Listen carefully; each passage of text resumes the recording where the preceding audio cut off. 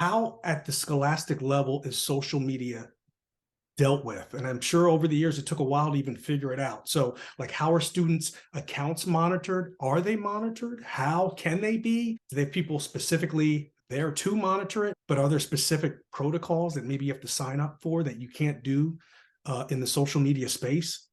What are the teacher specific responsibility with the whole cyberbullying thing? You're going to have some issues behavior wise in the classroom that didn't start on the school grounds, it started online. So that's a loaded question, but let's just talk about that for a minute before you go into the officiating piece.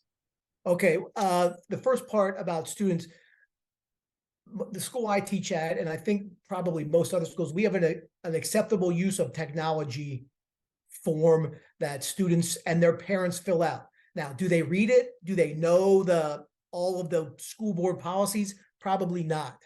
But that's the first piece that we do at the beginning of the school year. We go over that, and they turn that form in. Within my classroom, teachers kind of have the freedom. How are students going to use their device? Do a survey monkey real quick on your cell phone. But most of our technology use, at least in my school, each student gets a Chromebook when they enter 7th grade. So they keep that 7th and 8th grade. So they have the computer to use in class. Phone use during class time, during structured class time, is pretty limited.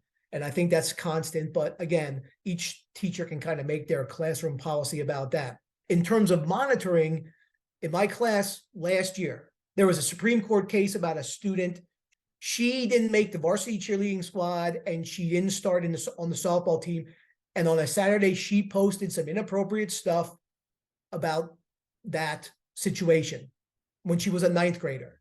And got to the Supreme Court, and they just decided she was okay. So my students, when we were learning about the Bill of Rights, we actually looked at that little video clip. And, I go over with them. If you do things in school, or you post things that are going to be disruptive or cause a problem in school, you're going to get into trouble. And that's in our acceptable use technology. If you're going to online bully, or you're going to make a statement that just causes discussions or problems within school, that's unacceptable. But if you post, hey, Mr. Kilmoyer shows too many ed puzzles, I might not like it. It might be true, but that's not causing a problem. But if there are situations that, if it comes to me as a teacher, I need to take that to my building administrator. I need to make them aware of that. And then typically, looking at the severity of it, that's up to the dean of students, the assistant principal, the building principal, if that rises to the level of something that's going to be a problem in school. So is it monitored though, or is it kind of like, okay, it's out there, and if it comes up and gets to our attention, then it gets dealt with? That's exactly what it is. There's no one who monitors student private Snapchat, Twitter. I don't know how many kids use Twitter anymore. TikTok. But as I found, 7th and 8th grade students will screenshot everything. So if there's something that's inappropriately posted, but it's only 7 seconds, there are probably quite a few people who had an image of that. So you think, oh, I'm going to send you a Snapchat for 7 seconds. It's going to be a lot more than 7. And that's what that girl, and I forget what school district she was in. It might have been Mahanoy area.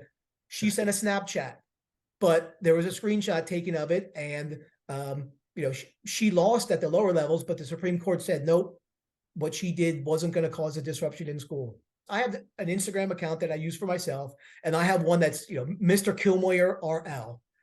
So I'll post things about school. I won't use student names, and I'll typically try to take student working pictures where it might just be showing what they're working on. So it's not going to show faces, or it might show kind of from behind, or, there's 10,000 emojis.